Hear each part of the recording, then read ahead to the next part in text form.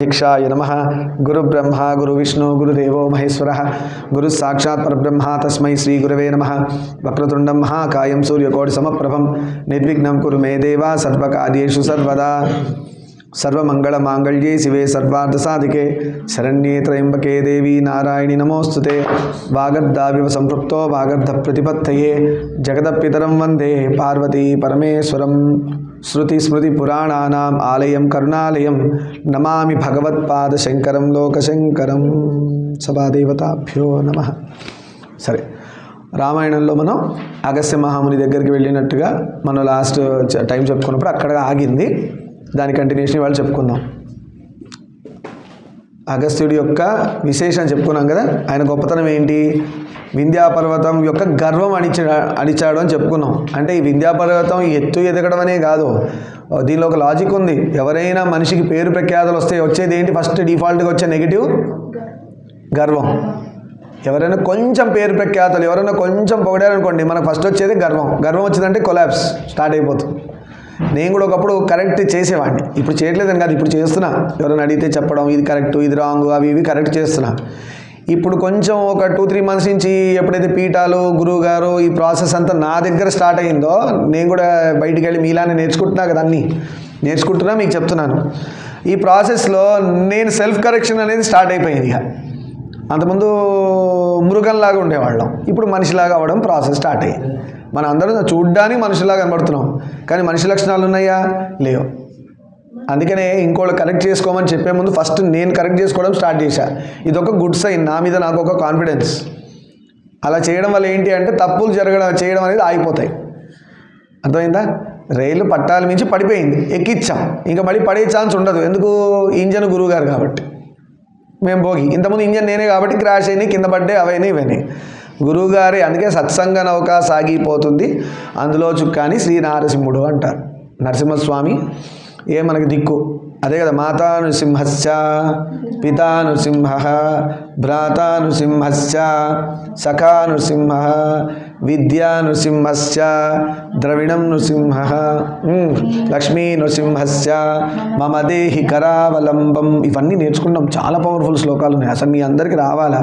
రేపు పొద్దున మీ ఇంట్లో ఏమైనా ప్రాబ్లం వస్తే ఆ శ్లోకం కూర్చొని నిష్టగా ఇలా కూర్చొని స్నానం చేసేసి బట్టలు కట్టేసుకొని, ఫ్రెష్ ఉతికిన బట్టలు కట్టేసుకొని, బొట్ట ఒకటి పెట్టేసుకొని స్వామి ముందు కూర్చొని, ఏదో ఒక స్వామి శివుడి ముందు కూర్చొని నరసింహ కళావంబ స్తోత్రం చదివితే అవ్వదని లేదు, అవుతుంది ఖచ్చితంగా.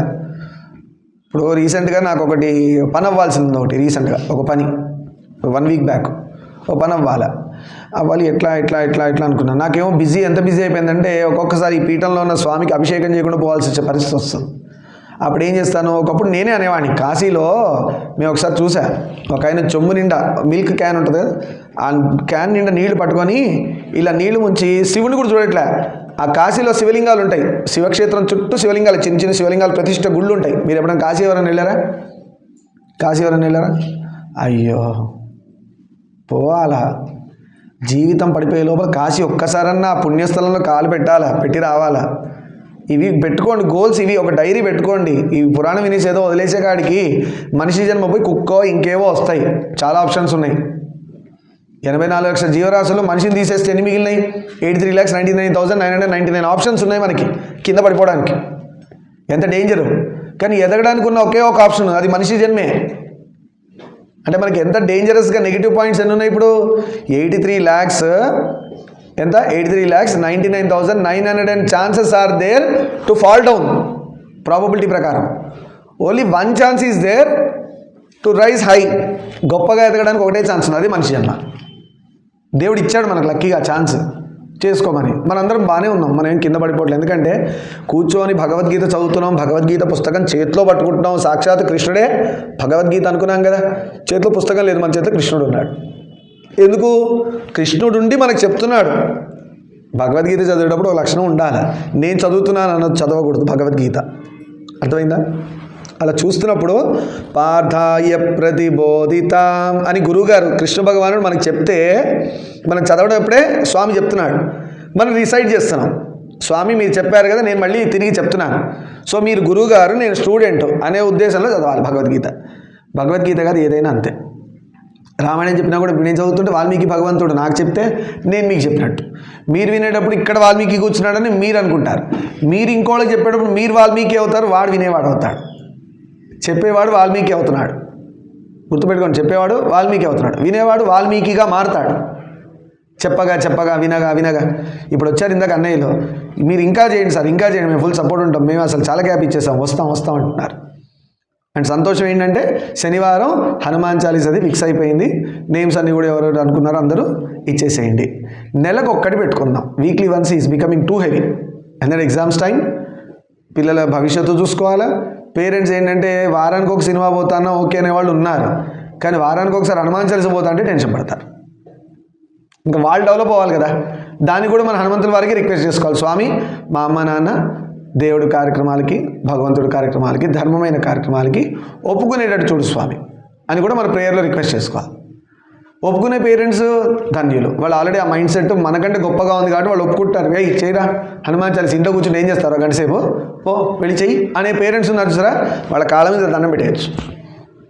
అలాంటి వాళ్ళు కావాలి మనకి పేరెంట్స్. ఏం పోతారు అంత దూరం, అంతకంటే దూరం ఇంకా ఏదో పనికిరాని పనికైతే వెళ్ళాడుగా అంతకుముందు, ఇదేం దూరం. మీకు ఆ ఇబ్బంది కూడా లేకుండా మెల్ల ట్రాన్స్పోర్టేషన్ కూడా ఒక స్కూల్స్ వాళ్ళతో మాట్లాడదామని చూస్తున్నా. ఏదైనా తెలిసిన స్కూల్ వాళ్ళు ఎవరైనా ఉంటే, అంటే వింటే కూడా ఇలా ఎవరైనా ముందుకు వస్తారేమని ఓపెన్గా ఎందుకు ఆన్ రికార్డ్ చెప్తున్నానంటే, స్కూల్ వాళ్ళు ఎవరైనా వస్తే ముందుకి మన వ్యాన్ వాళ్ళు ఇస్తే పెట్రోల్ డ్రైవర్ ఆ కాస్ట్ మనం పెట్టుకొని ఆ వ్యాన్లో మనందరం ట్రావెల్ చేస్తే చీప్ అండ్ బెస్ట్గా అయిపోతుంది. ధర్మ కార్యక్రమానికి అందరూ చేయిస్తారు కదా, వేస్తే ముందుకెళ్తే ఒక్కడిని నేను ఒక్కడిని ఏం చేస్తాను, దేవుడు అంటుంటే అందరూ వచ్చేస్తారు ముందుకు చేయడానికి. ఇప్పుడు హనుమాన్ చాలీసా ఒక్కడిని చేయగానే ఇంతమంది వచ్చారు చూడండి చేయడానికి, ఎంత గొప్పగా ఉంటుంది. అంతమంది ఇంటూ హనుమాన్ చాలీసా ఎన్నిసార్లు చేసినట్టు వాళ్ళ ఇంట్లో. పెద్దవాళ్ళు ఎందుకు పెట్టుకోవట్లేదు, పెద్దవాళ్ళు వస్తారు వెనక కూర్చొని చేస్తారు, కానీ ఎనర్జీ మీకున్నది మాకు ఉండదు, మీకున్న ఎనర్జీ మాకు ఉండదు, అర్థమైంది. అందుకే పిల్లలు కంపల్సరీ చేయండి. అలా ఇప్పుడు ఫిక్స్ అయిపోయింది, నెలకు ఒకటి పెట్టుకుందాం. అది ఎవరు నో అనడానికి స్కోప్ లేకుండా వారానికి ఒక్కసారి. మళ్ళీ ఫీడ్బ్యాక్స్ వస్తుంటాయి, వారానికి ఒకసారి ఇట్లా పోతున్నారండి చదువులేం గాను అని టెన్షన్ స్టార్ట్ అయిపోతుంటుంది. ఎందుకంటే కలి మనకే కాదు, కలి పెద్దవాళ్ళని కూడా పట్టుకుంటాడు, పేరెంట్స్ కూడా పట్టుకుంటాడు, గురువును కూడా పట్టుకుంటాడు. గురువు కనుక వాళ్ళ గురువు మాట వినకపోతే గురువు కూడా పడిపోతాడు, దానిలో డౌటే లేదు. అందుకనే గురువులు ఆ కట్టడి వేసుకుంటారు మెల్లగా, దాన్ని రిస్ట్రిక్షన్స్ అంటారు. కంచి పరమాచార్యుల వారు ఉన్నారు స్వామి వెనకాల, ఎక్కడున్నారు కంచి పరమాచార్యుల వారు, మీకు ఆ రూమ్లో ఫోటో ఉంది కదా, వారు న్యూస్ పేపర్ చదివేవాళ్ళు. స్వామి న్యూస్ పేపర్ చదివారు, ఎందుకంటే ధర్మమైన కార్యక్రమానికి ఎక్కడైనా ఆటంకం ఉందా, ధర్మం ఎలా నడుస్తుంది బయట చూడడం కోసం న్యూస్ పేపర్ చదివేవాడు. ఆ స్వామి ఉన్న రూమ్లో న్యూస్ పేపర్ వెళ్ళాలి అంటే పనికిరాని అడ్వర్టైజ్మెంట్లు ఉంటాయి కదా, ఇవాళ రేపు బ్లేడ్ గీసుకునే దానికి కూడా ఆడదొచ్చి అడ్వర్టైజ్మెంట్ చేస్తుంది, మగవాడు గీసుకునే బ్లేడ్కి, అవునా కదా, అట్లా తయారైంది సొసైటీ. ఏం చేసుకొని ఆడది ఏం చేసుకుంటుంది, మగవాడు బ్లేడ్కి మగవాడు రావాలి గీసుకోవడానికి. అంటే ఎగ్జాంపుల్ చెప్తున్నా, ఏం సంబంధం అంటే మనల్ని పాడు చేయడం కోసం ఇమేజెస్లో వీడియోస్ రూపంలో ఇంత దరిద్రంగా ఉన్న సొసైటీలో మనం బ్రతకాలంటే ఎంత కష్టం. మన నోరు మూసుకోవాలి, ఫస్ట్ కళ్ళు మూసుకోవాలి. ఎంతసేపు కళ్ళు మూసుకొని ఉంటావు, తట్టుకొని పడతావు. కళ్ళు తెరవాలా, తెరిస్తే ఏమైంది.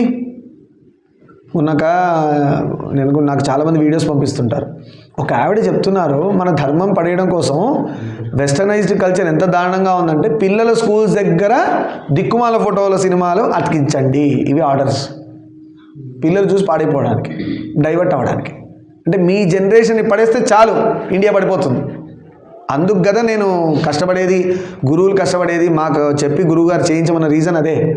మీ జనరేషన్ని కొట్టేస్తే ఇండియా ఫ్యూచర్ లేదు, ఎందుకంటే మీరే కదా ఇండియా ఫ్యూచరు. అందుకనే మురికి కాలం ఎంతున్నా ఒక్క సైడ్ నుంచి మేము చేసుకుంటూ వస్తున్నాం. క్లీనింగ్ ప్రాసెస్ చేసినప్పుడు మాకు అంటుతుంది, మేము పరిగెత్తుతాం గురువు దగ్గర మేము క్లీన్ చేసుకోవడానికి. లేదంటే ఏమవుతుంది, మీరందరూ డెవలప్ అయితే నేను కింద పడిపోయి ఉంటా. క్లీనింగ్ చేసి ఏమన్నా నాకు అది అంటుతుంది కదా, నాకు కూడా. అలా మీరు ఎవరికైనా ఫ్రెండ్స్కి చెప్తే మీకు అంటుతుంది వాడిది, మళ్ళీ ఇంటికి వచ్చి భగవద్గీత హనుమాన్ చాలీసా చేసుకుంటూ పోతుంది. ఇప్పుడు అంటడం అంటే ఏం లేదు, వాడికి ఎన్నో ప్రాబ్లమ్స్ నాన్ సెన్స్ అన్నీ మీకు చెప్తాడు, మైండ్లో రిజిస్టర్ అయిందా లేదా. ఇప్పుడు ఎగ్జాంపుల్ మీరు అమ్మాయిలో ఉన్నారనుకోండి, అమ్మాయిలు వెళ్ళి ఇంకో భగవద్గీత రోజు చేయంటే లేదే ఒకటి నన్ను బాగా సతాయిస్తున్నాడే, ఇప్పుడు మీకు అంటిందా లేదా. మీరేం చేస్తారు, ఉట్టికుండకుండా హనుమాన్ చాలీసా పోతుంది అంటారు, మంచి విషయమే చెప్తారు. ఆవిడేముంటుంది, హనుమాన్ చాలీసా చేయాలంటేనే నా మైండ్ కూర్చోట్లేదు అంటారు. మీరేం చేస్తారు, ఆ ప్రాబ్లంలోకి వెళ్ళి దిగి చూడాలని చూస్తారు. సొల్యూషన్ ఇవ్వాలంటే డాక్టరు ప్రాబ్లం తెలవాలి. దిగినప్పుడు ఏమైంది, అంటిందా. కడుక్కోవడం రానప్పుడు దిగద్దు. నేను తెలియక ఇలా చాలా దిగి నెత్తి మీద తెచ్చుకున్నా. ఇప్పుడు ఏం చేస్తున్నాను, దిగట్లా, ఒడ్డుకుండే ఎక్స్పీరియన్స్ వచ్చింది కదా, ఇలా కడుక్కోండి అమ్మా అంటున్నాను. కడుక్కునేవాడు వదిలించుకోవాలి, వాడికి ఉండాలి. కానీ నేను పూసుకుంటే ఎందుకు కడుక్కున్నట్టు అవుతుంది? వాడు బాగున్నాడు, నేను పోతున్నా. మీకు అర్థమైందా? అలా మీరు ఏం చేస్తారంటే ఫ్రెండ్కి చెప్పినప్పుడు లేదు లేదు లేదు. అందుకే మీకు హనుమాన్ చాలీస, భగవద్గీత, రామాయణం చదువుతుంటే అలారం వస్తుంది మైండ్లో. ఓ ఇది డేంజర్ జోన్, ఈ క్యాండిడేట్ శూర్పణఖలాగా ఉంది, సీతమ్మ ఉండగానే శూర్పణఖ దూరడానికి ట్రై చేసింది అని బీపిస్తుంది. అప్పుడు లక్ష్మణస్వామిలాగా ముక్కు చెవులు కోసేసి పంపించేస్తారు. యుద్ధం అయితే అయిన తర్వాత సంగతి. ఆ బీప్ రాలేదనుకో శూర్పణఖని పక్కన కూర్చోబెట్టుకుంటాడు, వీడు రోడ్డు మీదకి వచ్చాడు, అయిపోయింది. అర్థమైందా? అలానే వాలి లాంటి అన్న ఉంటాడు. అర్థమైందా? వాలి లాంటి అన్నొకడు ఉంటాడు. అలానే విభీషణ్ లాంటి ధర్మాత్ముడు అయిన తమ్ముడు ఉంటాడు. చూడండి, అలా బీప్ వస్తుంది వెంబడే మనకి. అమ్మో ఇదేదో రామాయణ దగ్గరగా ఉంది, ఈ పోలికలన్నీ ఇలా ఉంటే వీడికి దూరం ఉండమని చెప్పాడు రాముడు అని దూరం ఉంటారు. లేదంటే ఏమవుతాం, వాడితో పాటు మనం కొట్టుకుపోతున్నాం అధర్మంగా వెళ్ళిపోయి. కష్టాలు వచ్చినాయని తర్వాత ఏడవడం ఎందుకు? సరే, అలా జనవరి 3కి మన సాయి వాళ్ళ ఇంట్లో నిన్ననే వాళ్ళ అమ్మగారు రాత్రి బాబు ఫోన్ చేసి మరి 10 o'clock కన్ఫర్మ్ చేశారు. కొంతమంది పేరెంట్స్ ఎంత సంతోషపడతారంటే వాళ్ళు నన్ను డిస్టర్బ్ చేయొద్దని ఆ టైం చెప్తే ఆ టైంకి పర్ఫెక్ట్గా ఫోన్ చేస్తారు. ఫోన్ ఉంది కదా సార్, బేవర్స్గా ఖాళీగా ఉంటాడు, ఎప్పుడు పడితే అప్పుడు ఫోన్, అట్లా ఉండదు సిస్టమ్. మెల్లగా ఏంటంటే అది రావాలా, నా గురుభక్తి రావాలా.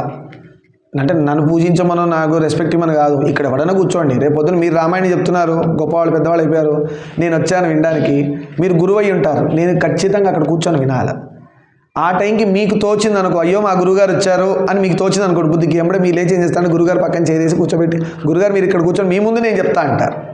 మా గురువుగారు వస్తే నేను చెప్పేటప్పుడు ఆయన అలా అలా కూర్చోబెడతాను, నా పక్కన వేస్తాను. పూజనీయులు ఎక్కడ వేయాలి? కుడి పక్కకి వేసుకోవాలి. మీ అమ్మ నాన్న గురువుగారు ఎప్పుడు మీ కుడి పక్కకు ఉండేటట్టు చూసుకోండి. మొన్న అదే అడగమన్నా, గుళ్ళో ప్రదక్షిణ చేసేటప్పుడు కూడా చూడండి, ఇట్లా ఎందుకు చేయరు? మనకంటే పూజనీయమైనది గొప్పనైనది ఎప్పుడు కుడి పక్కకు ఉండాలి. అందుకని గుడి ప్రదక్షిణ ఇట్లా చేస్తాం మనం. గుడి ప్రదక్షిణ చేయడానికి ఇంకో కారణం ఏంటి? గుడి లోపల యంత్రము, మంత్రము, తంత్రము 3 ఉంటాయి గుడిలో, గుర్తుపెట్టుకోండి. మనం ఇప్పుడు చేసేదంతా మనం చేసేది ఏంటి? మంత్రం ఉండొచ్చు, మోస్ట్లీ మంత్రం ఉంటుంది. మననం చేస్తుంటాం మంత్రం. మనం యంత్రాలు వెనకాల ఉన్నాయి, అక్కడ సాలగ్రామాలు, శ్రీచక్రాలు, అవి యంత్రాలు. తంత్రం ముద్రలు ఉంటాయి. మీరు చిన్నపిల్లలు, మీకు తెలియదు అవి. సో మీరు చిన్నపిల్లలు కాబట్టి మీకు ఈ 3 జోలికి రాకుండా భగవన్నామని చెప్తారు. హరే రామ్ అనుకోండిరా, నో ప్రాబ్లం అంటారు. దాన్ని మడి నిష్ట ఏమీ లేదు. వాష్రూమ్లో కూర్చొని కూడా చేసేసుకోవచ్చు. వాష్రూమ్లో 10 నిమిషాలు కూర్చున్నారు అనుకోండి, ఎగ్జాంపుల్, స్నానమో ఏదో పని కూర్చున్నారు, హరే రామ్ రామ్ నోరు తెరవక్కర్లే. నేను చెప్పాగా, నాలిక రెండింటి మధ్యలో ఇరికిచ్చేసేసి మనసులో చెప్పుకోవచ్చు. దానికి ఎవరు రిస్ట్రిక్షన్ చేయట్లేదే. మీరు నిజంగా చెయ్యండి. ఫేస్లో ఎంత కళ వస్తుందంటే మీతో మాట్లాడడానికి అందరు ఇంట్రెస్ట్ చూపిస్తుంటారు. మీ దగ్గర రాగానే శక్తి లాగుతుంటుంది వాళ్ళకి ఏమైనా ఇబ్బందులు అని మీ దగ్గరకు వచ్చి చెప్పుకోవాలనిపిస్తుంది. నిజంగానే మీ దగ్గర సొల్యూషన్ దేవుడు పెట్టి ఉంటాడు. కొంతమంది నాకు ఫోన్ చేస్తుంటారు, మా గురువులు కూడా ఫోన్ చేస్తారు, నాకు సంగీతం నేర్పించిన వాళ్ళు, ఇంకెవరెవరెవరు ఉన్నారు కదా, అలా ఫోన్ చేసేస్తారు. మీరు అమ్మ నాకు రీసెంట్గా ఒకటి అయింది, టీ తాగుదామని ఆ రోజు టీ తాగుదామని కూర్చున్నాం. నేను ఫస్ట్ వెళ్ళిపోయాను, అక్కకి ర్యాపిడో బుక్ చేస్తే అక్క వచ్చేసింది పాపం. టీ తాగుదామని కూర్చుంటే ఆయనే వచ్చాడు, స్వామి మాది మీరు బ్రాహ్మిన్స్ కదా, మీకు వాస్తు ఆస్ట్రాలజీ ఐడియా ఉన్నాయి అన్నాడు. ఐడియా ఉంది అన్న. నేనైతే ఇన్విటేషన్ ఇవ్వలేదే.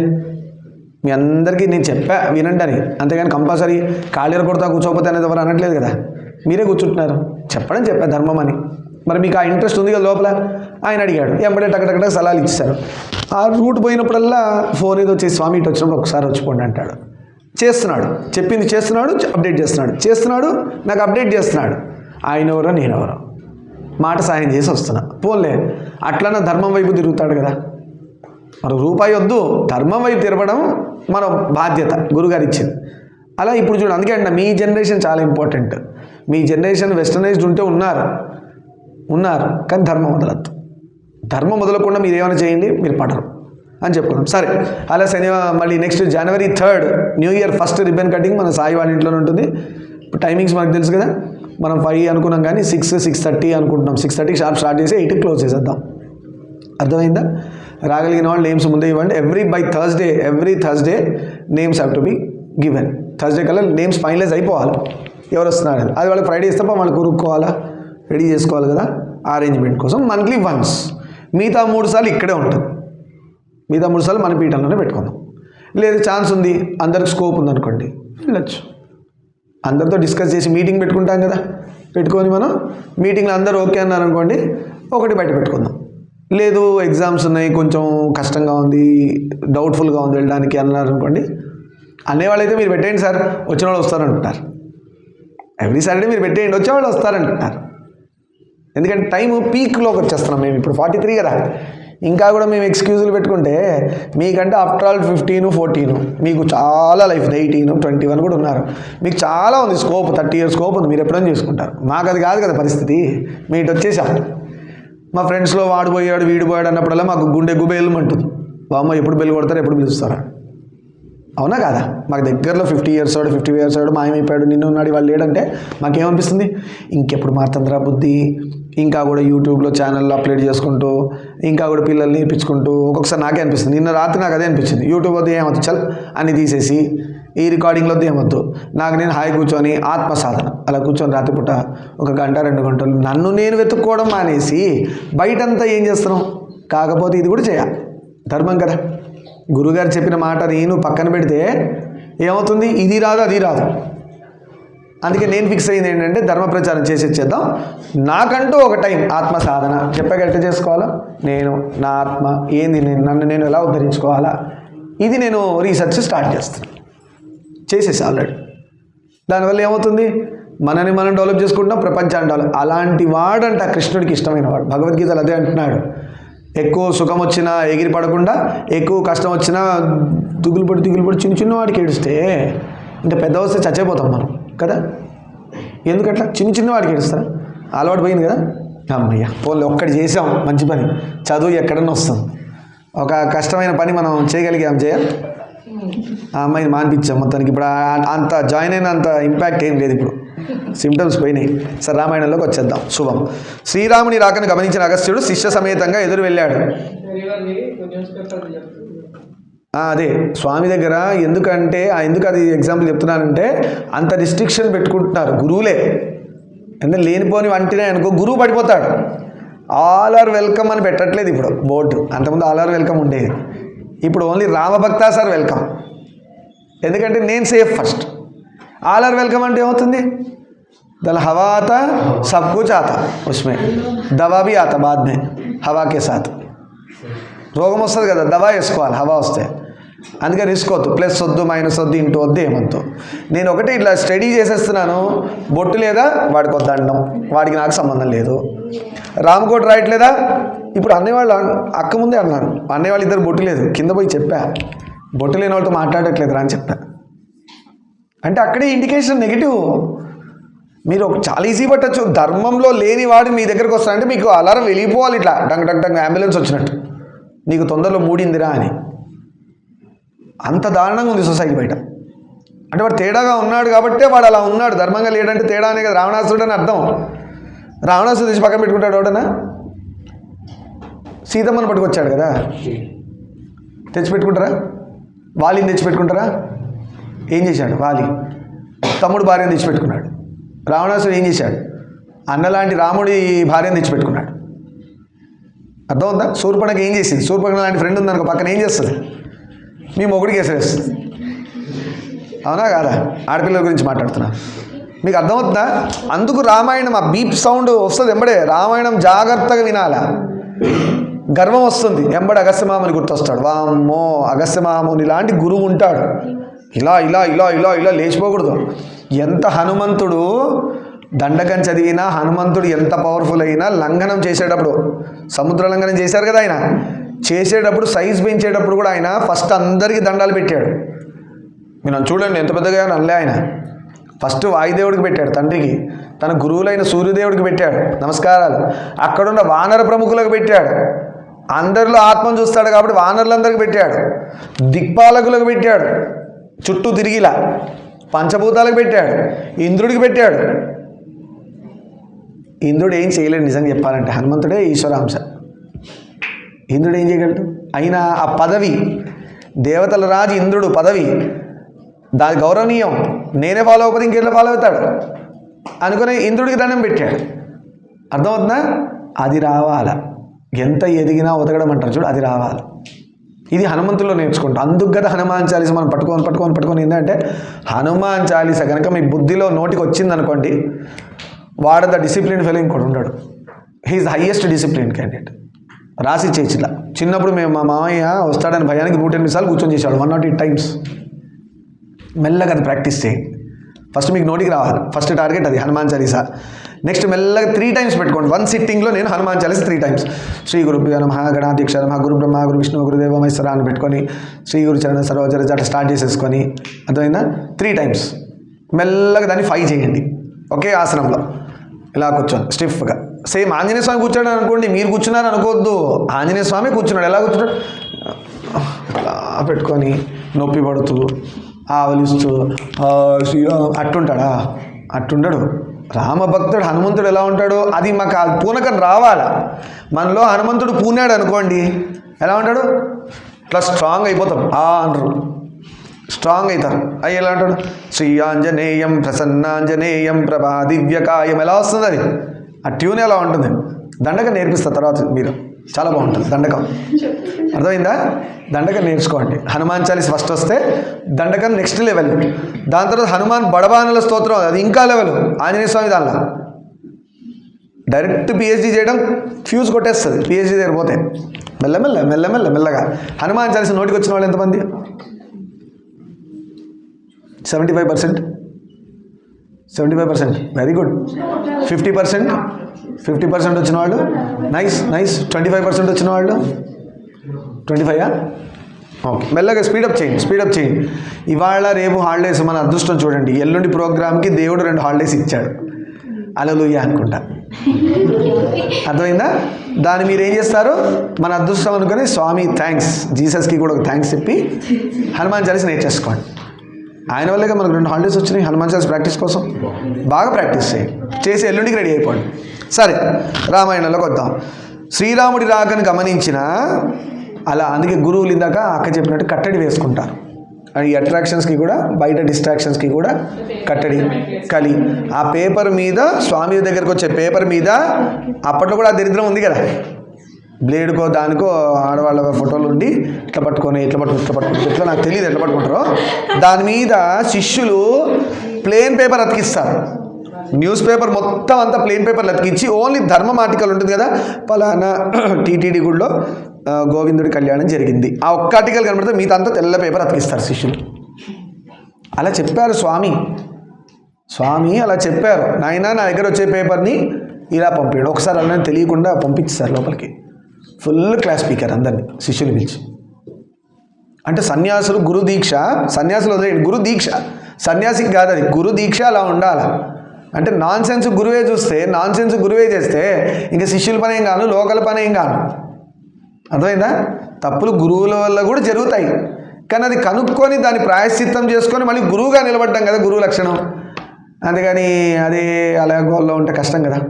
ఒకసారి స్వామివారికి కంచి పరమాచార్య స్వామి అసలు నిజంగా నడిచే దేవుడు కాదన్నా దేవుడు అని అనడం బెటర్. ఎందుకంటే ఆయన గురువుగా ఆయన నిలబడడానికి ఎంత కష్టపడ్డారు, అసలు చాలా కష్టమే. అందుకే ఏ స్వామి అయినా ఆయన పలుకుతారు. ఇలా దండం పట్టుకున్నారంటే ఏ స్వామి అయినా ఆయన ఎదురుగా రావాల్సిందే. దేవుడు డైరెక్ట్ ఆయన ఎదురుగా రావాల్సిందే. ఏ పనులైనా జరిగిపోవాలి స్వామి మాట్లాడితే. చంద్రశేఖర సరస్వతి స్వామి వారు కంచి పీఠాధిపతి, 52 52 పీఠాధిపతి కంచి పరమాచార్యుల వారు.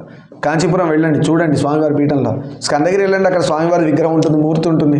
విగ్రహం అనద్దు, స్వామి ఉంటారు అక్కడ, అది చూడండి. వాళ్ళకి ఆ శక్తి వచ్చింది. అలా ఆర్టికల్స్ అలా అతికిచ్చి మొత్తం పంపించారు. ఒకసారి అలానే పంపించి ఫుల్ తిట్టారంట. అలానే స్వామి దగ్గర ఒకసారి అలానే ఒక లేడీ వచ్చేసింది లోపలికి, ఒక్కతిగా. స్వామి ఒక్కరు ఉన్నప్పుడు లేడీ ఒకటి లోపలికి వచ్చేసింది. ఆ రోజు కూడా శిష్యులందరూ పిలిచి తిట్టారంట. శిష్యులు ఎవరు లేకుండా ఒక ఆడది లోపలికి రాకూడదు నిర్మోహమాటంగా. నేను బాగుంటా, ఆడది కూడా బాగానే ఉంటుంది. లోకం ఏముంటుంది? లోకం చెడ్డది కదా, లోకం చెడ్డది. మనం అనుకో లోకంతో నాకు పని ఏంటంటే అడవుల్లో ఉండాలి, అక్కడ లోకం ఉండదు. మనం ఉండేది లోకము, లోకంతో పని ఏంటని ఎలా అంటావు నువ్వు? ఇంట్లో ఉంటే ఇంట్లో నాతో పని ఏంటంటే ఇంట్లో ఉండకూడదు, నీకు బయట ఉండాలి పోయి. అంటే ఇవన్నీ నేను ఒక్కొక్కటి రోల్ మోడల్లాగా స్వామి దగ్గర నేర్చుకోవాలి, ఇంప్లిమెంట్ చేయాలి. గురువుగా కూర్చున్నప్పుడు అది ఇంప్లిమెంట్ చేయాలి. మెల్లమెల్లగా చేసుకుంటూ వస్తాను. నాకు కూడా బుద్ధికి రావాలి కదా, టైంకి వెలగదు. మాకు కూడా నేర్చుకుంటాం. ఇప్పుడు మెల్లమెల్లగా స్వామివారి దగ్గర నుంచి ఒక్కొక్కటి రాసుకొని నా లైఫ్లో ఇంప్లిమెంట్ చేసుకుంటూ వస్తున్నాను. మెల్లమెల్ల చేసుకుంటూ వస్తున్నాను. అట్లా. సరే, రామాయణ దగ్గరికి వద్దాం. అగస్యమాముని రాముల వారు సీతమ్మ లక్ష్మణుడు రావడం చూసి శిష్య సమేతంగా ఎదురు వెళ్ళారు. ఎదురు వెళ్ళి అతన్ని గౌరవించి, రాముణ్ణి విష్ణుమూర్తి అని గౌరవించాలి అగస్యమాముని. ఇక్కడ ఏమన్నారు? అభ్యాగతి దేవోభవ. అభ్యాగతి విష్ణువుతో సమానం. సాక్షాత్ విష్ణువే మన ఇంటికి పిలవని చుట్టంగా వస్తాడని. పిలిచిన చుట్టం కాదు. మీ అన్నప్రసాదాలు చేసినప్పుడు మన అన్నప్రసాదాలు పెడతాం, అందరూ వచ్చేయాలని మన వాళ్ళందరినీ పిలుచుకుంటాం కదా, ఇంట్లో వండకంటారా, అది అన్నప్రసాదమే కాదు అసలు. ఫస్ట్ ఇంకా పాపం వచ్చింది. ఎందుకు పాపం వచ్చింది తెలుసా? పిలిచి పెట్టే కాడికి ఇంట్లో పెట్టచ్చు కదా, నువ్వు బయట ఎందుకు పెడుతున్నావు గలీజ్గా, ఏవో తిరిగిన చోట తిండి, దాని వల్ల అన్న సంతర్పణం, వాడి పేరు, వాడికి ఒక కిరీటం, కింద పేరు, డోనర్ పేరు, అన్నీ గోల. అది అన్న సంతర్పణమే కాదు అసలు. అన్న సంతర్పణ అంటే పిలుపు అందరికీ ఉండాలి. ఫస్ట్ ఎవరిని పిలవకూడదు. మీకు అర్థమైందా? ఎవరిని పర్సనల్గా పిలవకూడదు, అందరికీ పిలుపు ఉండాలి. ఆల్ ఆర్ వెల్కమ్ అన్న సంతర్పణ. లేదు ఇంట్లో వరకు చేస్తున్నావు అనుకో, పలానా సత్యనారాయణ వ్రతం అండి, ఎక్కువ మందికి పెట్టుకోలేం కాబట్టి ఇంతమందినే పిలుచుకుంటున్నాం, ఇది ఓకే అంటాడు దేవుడు. ఎందుకంటే మన దగ్గర స్తోమత చూసుకోవాలిగా. అది బయట ఏం చేస్తున్నారు? గుడి అంటాడు, గుడి బయట పెద్ద టెంట్ వేస్తాడు, అన్నాలను పెట్టేస్తాడు, పిలుస్తాడు. ఆ ఇంట్లో లైన్లో పిలుస్తారు. ముక్కు మొహం తెలియని వాడు వస్తే నువ్వు లాస్ట్ లాస్ట్లో పెడుతున్నాడు. వాడే విష్ణువు, వాడిని ఫస్ట్ పెట్టాలా. నీకు ముక్కు మొహం తెలియని వాడు ఎవడైతే వస్తాడో నీ దగ్గర అన్నం పెట్టినప్పుడు పిలవడం, వాడే విష్ణువు, అతనే విష్ణువు. అతని ఫస్ట్ ముద్ద పెట్టి నీకు తెలిసిన ముఖం ఉంది కదా దాన్ని లాస్ట్లో పెట్టు, దమ్ముంటే, గట్స్ ఉంటే. అర్థమైందా? అది అన్న సందర్భం అంటారు. మనం నువ్వు వెనకపో మీరు రండి సార్, మీరు నాకు బాగా పరిచయం, మీరు లాస్ట్ టైం మీరు నాకు చాలా ఫేవర్ చేశారు, మీరు ముందుకు వచ్చి తీసుకోండి. ఇది నేను చాలా చోట్ల చూసాను. అక్కడే బ్లండర్ అయిపోయింది. దేవుడు లేడు కాదు, అన్నప్రసాదమే కాదు అది. అంతమంది ముష్టోళ్ళు తింటున్నారని అర్థం. ముష్టి వాళ్ళని ఎందుకు అనాలి? ముష్టి వాళ్ళు అంటే మళ్ళీ అభ్యాగతిగా వస్తే విష్ణువు అయి ఉంటాడు ఆయన కూడా. ఈ మిస్టేక్స్ మీరు చెయ్యకూడదు. మీకు తెలిసిన మొహాలు ఎన్ని ఉన్నాయి అన్నీ ప్లీజ్ ఏమనుకోకండి అని. మీకు ముక్కు మొహం తెలియని వాడు ఫస్ట్ టైం కలిసి ఉంటాడు, నన్ను నువ్వు ముందుకురా, విఐపి ట్రీట్మెంట్ ఆయనకి ఇచ్చి ముందు ఆయన పెట్టి పక్కన పెట్టండి. తెలిసిన వాళ్ళందరూ ఏమనుకోకండి, ఒక 10 నిమిషాలు ఆగండి, పాపం వారు ఎక్కడి నుంచి వచ్చారో వారికి పెడదామని. అవతారం బట్టి మోసపోవద్దు.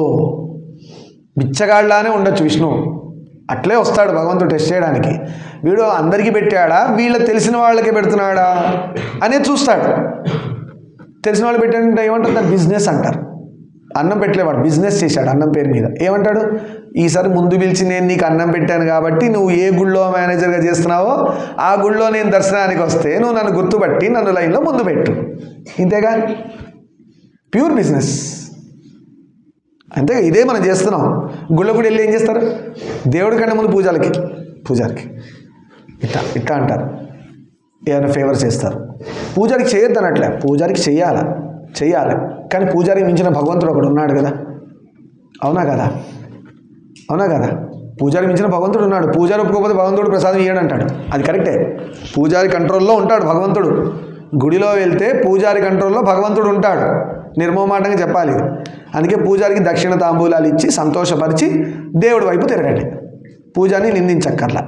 కానీ ఇక్కడ ఏమవుతుందంటే దేవుడిని వదిలేసి పూజారి ప్రయారిటీ అయిపోతున్నాడు. స్వామి నాకు వెంకటేశ్వర స్వామి దర్శనం పొద్దున 5ంటికి ఎవరు లేనప్పుడు ఇప్పిస్తారా? ఈ పూజారులు కూడా ఎట్లా తయారంటే కొంతమంది అనకూడదు, ఇప్పిస్తానండి. ఎవరు అసలు మీరు నమ్మరు, గర్భగుళ్ళు ఎవరు రాలి మీరే ఫస్ట్ తెలుసా? అయిపోయింది అక్కడే తప్పు. దేవుడు నమ్మి నిన్ను పెడితే పూజారిగా, పురోహితుడుగా, అర్చకుడుగా నువ్వేం చేసావు? డబ్బులు కమ్ముడు పోయి ఇంకోటి లోపల తీసుకొస్తున్నావా? నీకు దేవుడు కట్ అయిపోలే? పూజను నమ్మి దేవుడు ఉన్నాడు అక్కడ, అవునా కాదా? నువ్వు ఆ నమ్మకం నిలబెట్టుకోవాలిగా దేవుడి దగ్గర. మరి నువ్వు పురోహితుడు కావు, నువ్వు ఏం చేస్తున్నావు? పర్సనల్ ఫేవరీస్ అని పోయి నీ దేవుడిని అమ్మేస్తున్నావు బయటికి. ఇంకో లోపల ఎక్కడ ఉన్నాడు? ప్రైవసీ ఎక్కడ ఉంది? ఓపెన్ చేసి పడేశాడు మార్కెట్ డబ్బులకి. ఉంటాడు అక్కడ, బండరాయి ఉంటుంది అక్కడ. దేవుడు ఎందుకు ఉంటాడు? పనులు అవ్వవు, అక్కడ పోతే పనులు అవ్వవు, వేస్ట్. బండరాయి అది ఇంట్లో గోడ దండ పెట్టినా కూడా అయితే 4 సార్లు రామ అని చెప్పి కూర్చుంటే ఆ బండరాయి అయితే పనులు అవ్వవు. ఎక్కడవుతాయంటే పూజారి ఆ భగవంతుడిని అర్థం చేసుకొని చేసే పూజలు ఉంటాయి. అందుకే కదా వెంకటేశ్వర స్వామి ఒకప్పుడు మాట్లాడేవాడు. అర్థమైనా తొండమాన్ చక్రవర్తి చేసిన తప్పు వల్ల ఆయన మాట్లాడని చెప్పి రాజుకే చెప్పాడు కల్లో కనబడి, నేను ఇంక ఇక్కడి నుంచి మాట్లాడాను, నా రాజ్యం నేనున్న చోట నా ఆధీనంలో ఉన్న రాజ్యానికి నువ్వు రాజు, నా భక్తురాలకి నీ వల్ల ఇబ్బంది అయ్యింది. ఈరోజు అప్పటి నుంచి మాట్లాడలేదు స్వామి. మనం చేసిన తప్పేగా. మనం అంటే మనుషులుగా ఉన్న వాళ్ళు చేసిన తప్పే కదా. లేండి ఈరోజు కూడా తిరుమల పోతే హాయిగా స్వామి ఏరా నాయన నువ్వు అక్కడి నుంచి వచ్చావా, నన్ను చూడ్డానికి వచ్చావా మంచి మాట్లాడుతుంటే స్వామి ఎంత బాగుంటుంది వినడానికి. పోయింది, ఆప్షనే పోయింది. కలియుగంలో ఇంకా వెంకటేశ్వరం దూరం అవుతాడంట, గడపలు పెరిగిపోతూ ఉంటాయంట. ఒకప్పుడు గడప స్వామి అట్లుంటే ఇట్లా చూసుకునేవాళ్ళంట, ఇప్పుడు 10, 11 గడపలు అయినాయి మనకి. రేపు గేట్ అవుతా నిల్చోరా అంటాడేమో, అక్కడి నుంచి గోపురం చూసుకొని పోంటాడు. మూల విరాట్ చూసుకునేది, కలిలో పాపం పెరుగుతుంది. ఎవరికి దర్శనం అయ్యా అంటే ఇగో ఇలా ఉన్న వాళ్ళకి దర్శనం. అక్కడ ఇవ్వకపోయినా మనసులో ఇస్తాడు దర్శనం, కనబడి చెప్తాడు. మీకు రావా దేవుడి కళలు రావా మీకు అని? దయ్యాల కళ్ళే వస్తాయా? దేవుడు ఎప్పుడైనా వచ్చాడు కళ్ళు? అదే చెప్పడం, నాకు వస్తుంటాయి, అదే చెప్పడం. స్వామి చెప్తాడు అలా. సరే, అలా ఎదురు వెళ్ళి శిష్య సమేతంగా ఎవరిని తీసుకొచ్చారు? సీతారామ లక్ష్మణ్ను తీసుకొచ్చారు. ఎవరు? అగస్త్య మహాముని.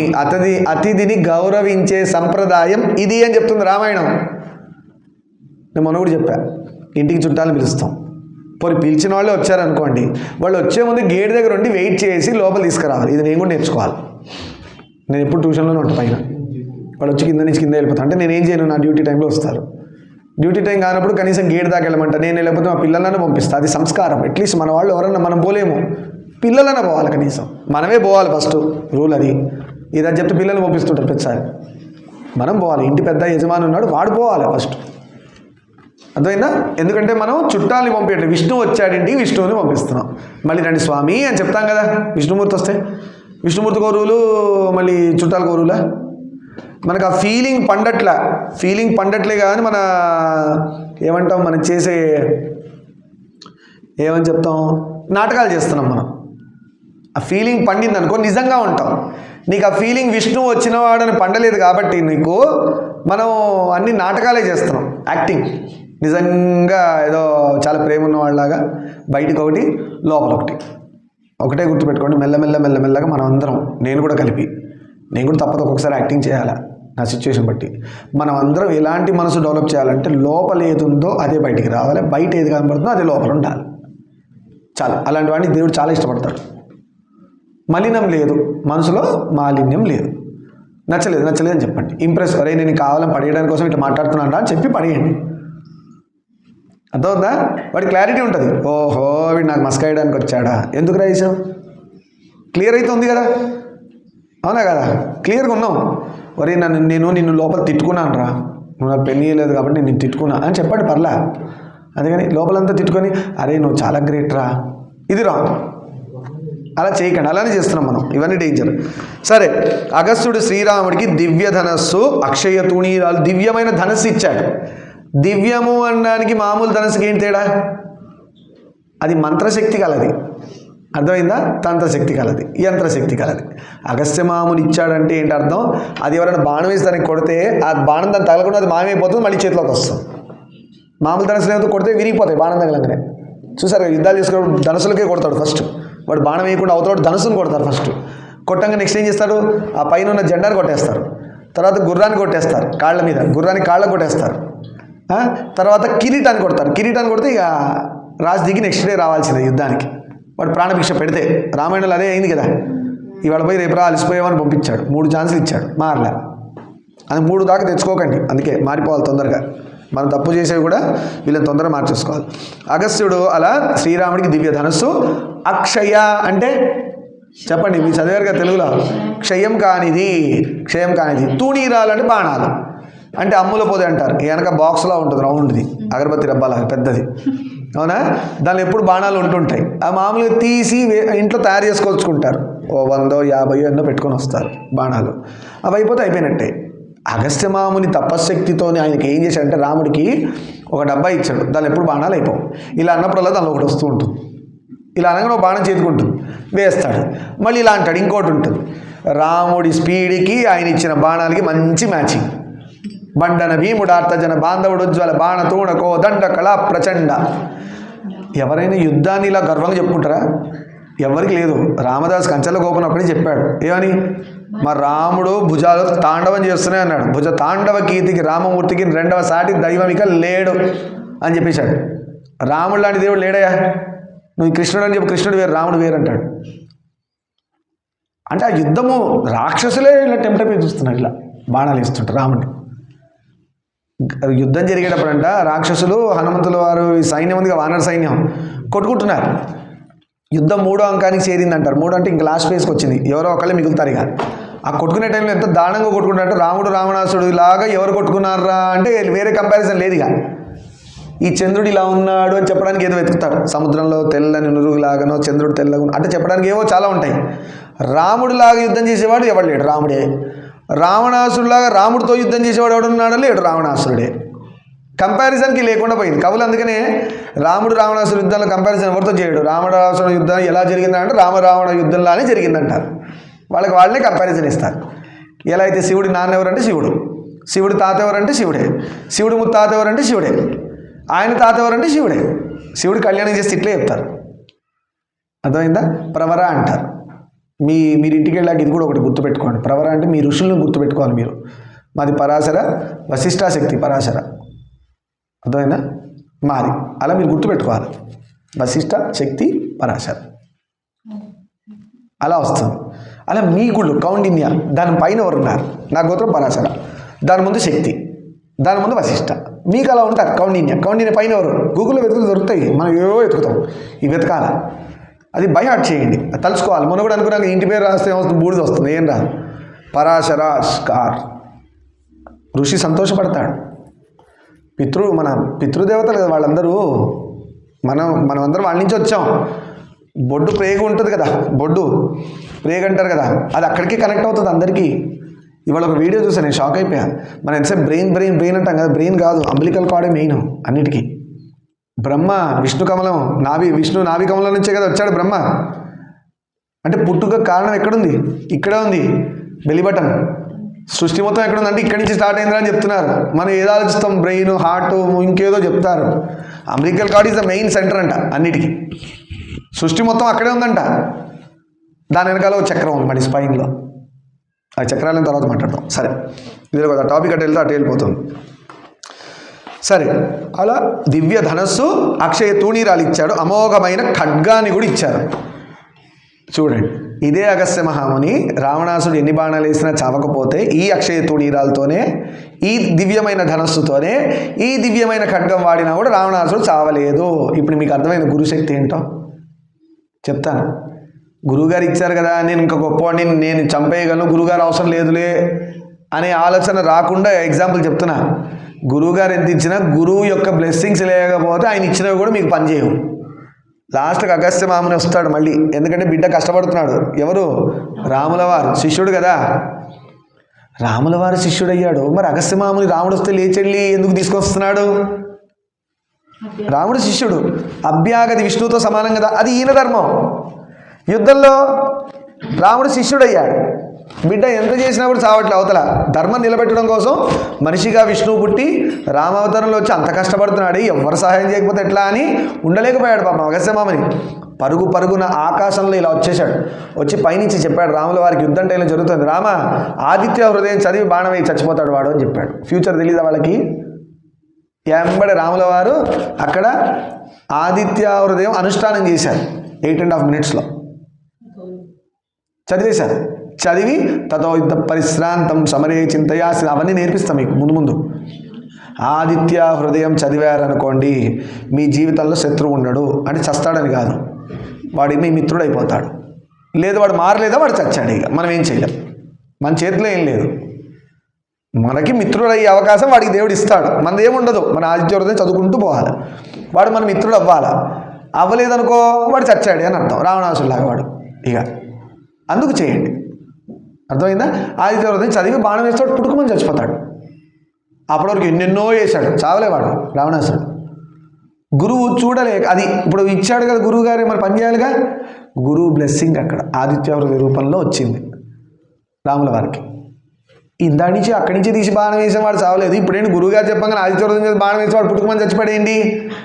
గురువు వాక్కు నిలబెడతాడు భగవంతుడు. అందుకు గురువు నమ్మాలి మనం. గురువు మాటని గుడ్డిగా ఎందుకు ఫాలో అవ్వాలంటే, గురువు మాటని కరెక్ట్ చేయడానికి భగవంతుడు వెనకాల నుండి వింటూ ఉంటాడు. వీడేం చెప్పాడు వాడు ఫాలో అవుతున్నాడు, లేదు వీడు చెప్పింది వాడు ఫాలో అవుతున్నాడా, వాడింటి దగ్గరికి వెళ్ళి కూర్చుంటాడు కృష్ణుడు రాముడు. వాళ్ళ ఇంట్లో వెళ్ళి కూర్చుంటారు, గురువుగారి మాట వినే వాడి ఇంట్లో రాముడు కృష్ణుడు తిష్ట వేసుకొని కూర్చుంటారు. అమ్మవారు కూర్చొని గురువుగారు చెప్పింది వీడు ఫాలో అవుతున్నాడు, వీడికి ఏమైనా కష్టం వస్తుందా అనేది అబ్జర్వ్ చేస్తుంటారు. వస్తుందా, దాన్ని అక్కడే పాజ్ చేసేస్తారు. రక్ష వచ్చేసింది వజ్రంలాగా. హనుమంతుడి వాళ్ళకి రక్ష ఏంటి? రామనామం. వజ్రంలాగా తయారైపోయింది ఆయనకి.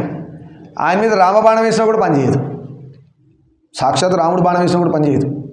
ఎందుకు? రెండు సేమ్ కాబట్టి. ఏది గెలుస్తుంది?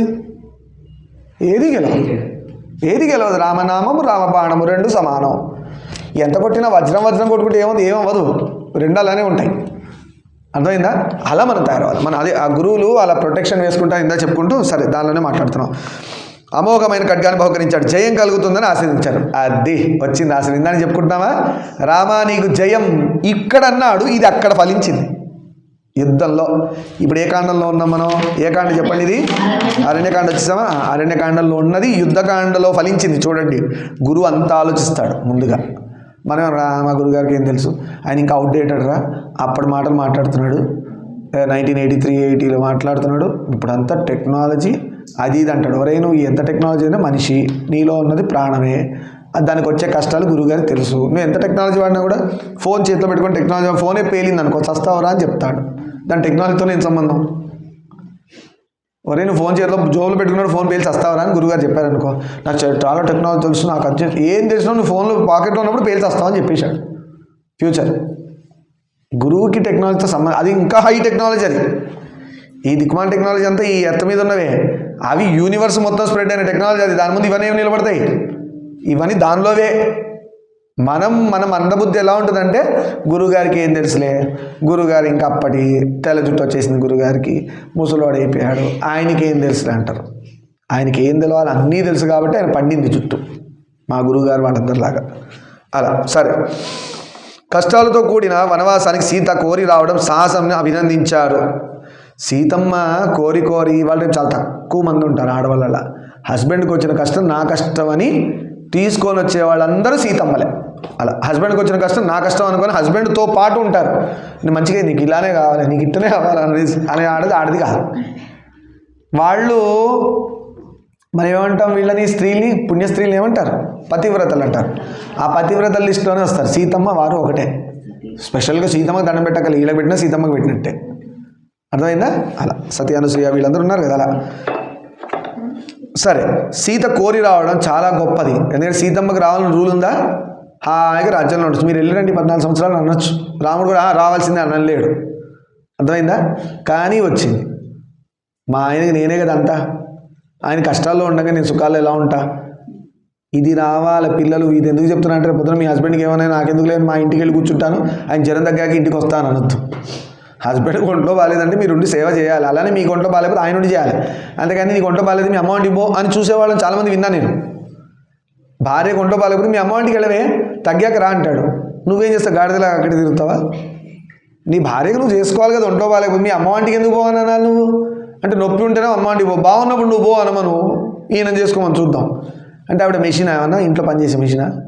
కాదు కదా. బాగాలేనప్పుడే నువ్వు ఉండాలా, అవసరం. బాగున్నప్పుడు ఎవడన్నా ఉంటాడు, అందరూ ఉంటారు.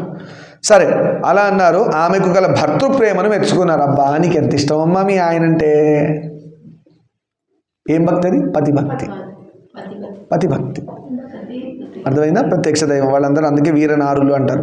శ్రీరాముడు తాము నివసించడానికి అనువైన ప్రాంతాన్ని సూచించమని అగస్త్యుని అభ్యర్థించాడు. ఇదిగోండి స్వామి మేము ఎక్కడ ఉండమంటారు? 14 ఎన్ని సంవత్సరాలు అయింది? 10 సంవత్సరాలు దాటాక, 10 సంవత్సరాలు దాటాక ఇంకా 4 సంవత్సరాలు ఉండగా అగస్త్యమాముని అడిగాడు, స్వామి మేము ఇంకెక్కడ ఉండొచ్చు, ఒక ప్లేస్ చెప్పండి అని. అంటే అప్పుడు ఎవరు రాకపోకలు అయిపోయినాయి అన్నీ, ఇంక వీళ్ళే ఫారెస్ట్లో తిరుగుతున్నారు. ఇప్పుడు కాయిన్ ఎలా కదలాలా? రావణాసుడు వైపు కదలాలి కాయిన్. అంటే ఇక టైం వచ్చింది, ఇక వాడు పోవాల్సింది. 4 ఏళ్ళు దగ్గర పడ్డది కదా, ఇంకా 4 ఏళ్ళు వనవాసం టైం అయిపోతుంది. ఈ 4 ఏళ్లలో వాడి పని అయిపోగొట్టాలా. అక్కడ భర్తుడేమో 14 ఏళ్ళు దాటాక ఒక్క నిమిషం అయిపోతే నేను చచ్చిపోతాను ఆయన పెట్టాడు డెడ్ లైను. రాముల వారు కష్టం కాదబ్బా, ఏ మాట కామాట. అక్కడ భరతుడు డెడ్ లైనే, 14 ఏళ్ళు డెడ్ లైనే. సీతమ్మను పట్టుకెళ్తాడు నెక్స్ట్ వాడొచ్చి. అదొకటి నెత్తి మీద అదొకటి ఉంది, ఇదొకటి ఉంది. దీనిలో మళ్ళీ వానరుల్ని కాపాడుకోవాలి, తను నమ్మిన ప్రజల్ని కాపాడుకోవాలి, ఋషుల్ని కాపాడుకోవాలి. పాపం మనిషి కాబట్టి ఎంత కష్టపడ్డాడో రాముడు కదా. ఆయనకు అవసరం ఉందా? మనం అంటే దిక్కుమాల పని చేసాం కాబట్టి పుట్టాం. మంచి పని చేసిన వాళ్ళు కూడా పుడతారు మనిషిగా, తప్పేం లేదు దానిలో. ఆయనకి ఏం పని పట్టిందమ్మా? విష్ణుమూర్తి హాయి వైకుంఠంలో పాలసముద్రం మీద హాయి పడుకొని లక్ష్మీదేవి కాళ్ళు ఒత్తుతుండగా, లేదంటే తమలపాకు అందిస్తుండగా తింటూ ఇద్దరు ముచ్చట్లు పెట్టుకొని కూర్చోక మనల్ని కాపాడుతాను అని చెప్పి రాముల వారికి వస్తే మనం ఆ రాముల వారికి వాల్యూ ఏమో, అయోధ్యకి వాల్యూ ఏమో, రామశబ్దం చెప్పము, ఏం చెప్పము. ఇలాంటి జంతువుల కోసం ఆయన ఎందుకు రావాలి అంటున్నా. ఇట్లాంటి వాళ్ళకి రావణాసుడే కరెక్ట్. సూలమిటి పొడిచి వెనక నుంచి భటుల్ని పెట్టి యమలోకంలో ఎలా పొడుస్తారు పాపాత్ముల్ని, అలా పెట్టి పొడిచి చేసి పని చేయించే రావణాసుడే కరెక్ట్ కలియుగంలో ఉన్న మనుషులకి.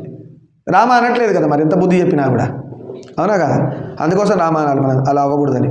ఒక్క క్షణం ధ్యానమగ్నుడైనాడు మనిషి. ఇదిగో ఇది అడగంగానే స్వామి మేము ఎక్కడుండాలో చెప్పండి అంటే కళ్ళు మూసుకొని ఫ్యూచర్ అంతా చూసుకున్నాడు. వీళ్ళని ఎటువైపు పంపిస్తే దారి కరెక్ట్గా మూవ్ అవుతుంది అనే కాయిన్ అగస్త్య మహాముని జరిపాడు. ఇదే అగస్త్య మహాముని ఎండింగ్ కూడా పెట్టాడు. చూడండి ఎంత మెయిన్ రోల్ అగస్త్య మహాముని. మనం అనుకుంటాం వశిష్ఠ మహాముని గ్రేట్ అంటాం, వశిష్ఠ మహాముని గ్రేట్ అంటారు. గ్రేటే వశిష్ఠ మహాముని, ఎందుకంటే బేసిక్స్ ఫౌండేషన్ అంతా ఆయనే.